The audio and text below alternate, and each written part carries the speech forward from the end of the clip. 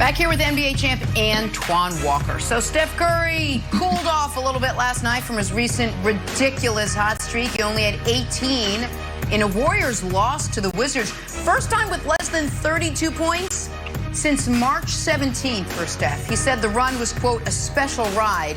But listen to what he said on the basketballnews.com Rex Chapman Show podcast about this recent stretch. Real quick, are you the MVP this year? I mean, I gotta be. Okay. All right. I probably won't get it, but I mean, whatever. No, don't say that. Keep going like this. That nobody will be able to. I'm just you keep this going. I like to be dramatic sometimes, so I'm just setting the table. I know you do.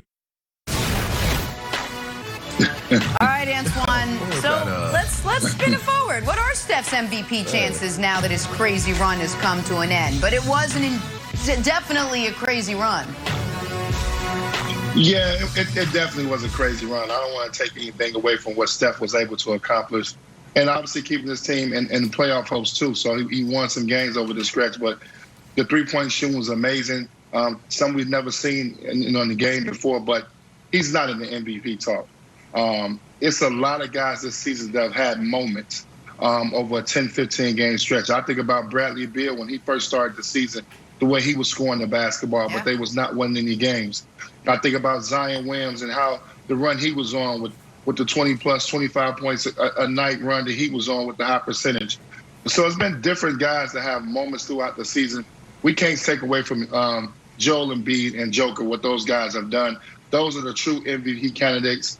Those two guys, is going to come down to them. Whoever can stay healthy, stay on the floor, who has his team in the best position, and both of those guys are still playing great. But Steph is not up to MVP. We've seen numerous of guys have runs. Damian Lillard with C.J. McCullough out, he played terrific. So just to name a few people that have had runs, I know sometimes it gets a little, the way Steph does it is a little different because he does it from the three-point shot. He's the best, I would say, bad shot maker that we've got in the league. He can make a bad shot look so easy. So things look a little bit more exciting with Steph. But it's been numerous of guys that have great runs this season. So Steph is not my MVP. Yeah, 0%, Twan. I mean, that's the answer. I mean, even before, this streak was broken, he had to finish this year at this pace, which was probably impossible. And then when you look at the precedent that the NBA has set and all the voters, we're talking about you have to win. Right now, you're sitting at the 9th seed. You're barely in a play-in. Like, this team is not a winner, and for that reason, you can't even be in a discussion. He had to do this night in, night out for the rest of the year to be in the conversation. Well, now I wouldn't say be in the conversation. If he finished the season that way, he probably would have got the MVP. How awesome he was scoring the basketball. But no, Wilds, 0%. So I'm glad that we're now focused on the two real candidates, and that is the Joker and Embiid. That's right. There's 0%. He is in the conversation because we're talking about it. Like, Boban's not in the conversation. However, since I just mentioned Boban in a conversation, he's now officially in the conversation. Congratulations to Boban. I think it's done. I knew that this streak was going to sort of die, LeVar, for a few reasons. The number one reason is the 5th game of a 5-game road trip. So at a certain point, you're just going to run out of gas no matter who you are.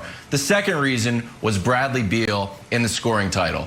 Bradley Beal, as Steph went crazy, he took over Bradley Beal. So all of a sudden, Bradley Beal's like, hold on, I play for a bad team and I'm not going to win the scoring title. So when Steph came into Washington, I knew it was going to be a focus to try to shut him down.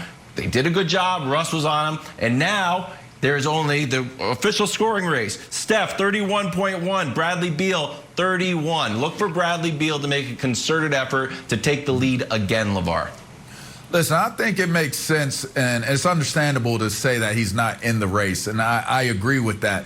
But I like Steph Curry putting it out there and being confident about what he brings to the table. Listen, it's happened before, right? Russell Westbrook was able to get it, not have a great team. Moses Malone, even if you go back into the annals of it, he was able to get it without having the greatest of teams. So why not put it out there? He's won the MVP award before.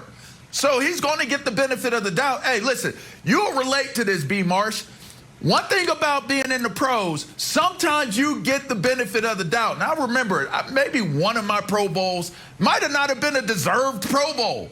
But I put it out there. I'm playing out a Pro Bowl level. Select me for this Pro Bowl. And I was a first pick for the Pro Bowl position. So sometimes just being somebody who's done it and been there, you put it out there, people are going to listen and they're going to respect the ninth seed. So I don't think he's going to get it. I understand that. I don't think he's going to get it. But he's putting himself in the conversation, right. Jenna. You got to respect that confidence, too. I like it so much. And we did have a whole conversation about it. All right, let's shift, talk some KD, some Kevin Durant. Nets coach Steve Nash said KD could return to the lineup as early as tomorrow night. It's a home game against my Boston Celtics. If not, maybe Sunday they're home against Phoenix. So Durant was on a minutes restriction when he came back from that hamstring injury. See what the Nets do this time around. Antoine, let me start with you. How optimistic should Nets fans be about KD's very possible return this weekend? I think it's very possible. I think for KD, he has to get back on the court. Obviously, he's coming off really major, this surgery has been really tough on him. He's had so many nagging injuries, the hamstring, now the thigh. So he has to get back on the court. But amazingly enough, what separates KD from everybody is he's so efficient. I mean, we look for rust and look for him not to be as efficient, but it seems like he doesn't lose that. And that's what makes him special and separates himself from other stars in this league. So they do need him back on the court. I think the biggest thing, and we're not talking about it, I think it's the team concept of this. These guys can't get on the floor together. To get any type of team continuity, to get any type of rotations for Steve Nash so he can know some rotations and different guys to play with. We're coming down to the stretch where you got to know what your rotations are going to be. We know they're talented than most teams in the NBA, but if you don't got any continuity and things are not, gelling, that can hurt you come playoff time. So I'm worried a little bit about that.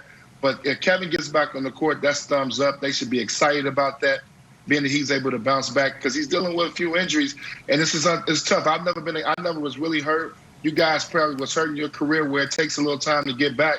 But I'm a little worried because every little nick and cranny, these guys are sitting out, and they need to start to get some team continuity going.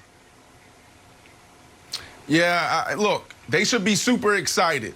Remember, he took 2 months off. He was rehabbing. He got back out there, and there was a standing ovation. Remember, Mama was there, the real MVP, standing there clapping, had her phone out. Jenna, you talked about Mom, using her phone and getting every memory just right there in her phone. So, look, Kevin Durant is needed. Why? Because this team is struggling. If you're really watching this team right now, they're not where they were a month ago. It didn't matter who was in the lineup. They were finding a way to win. They were battling it out with the Sixers. Who's going to be one? Who's going to be two? Right now in the East, it's clear right now.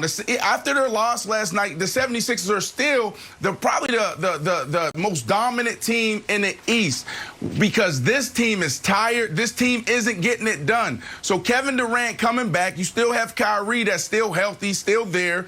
But they need to figure out how to get back on track and go into the playoffs feeling good about themselves. Now, Harden, we don't know when he's going to come back. We don't know how significant this hamstring injury is, but he's definitely needed because he is the guy that's going to get them over the hump when you talk about beating the 76ers and making it to the finals and beating whoever makes it out of the West. So everybody should feel super excited about it. But if you're really watching it, LeVar, they need him right now because this team is not looking good.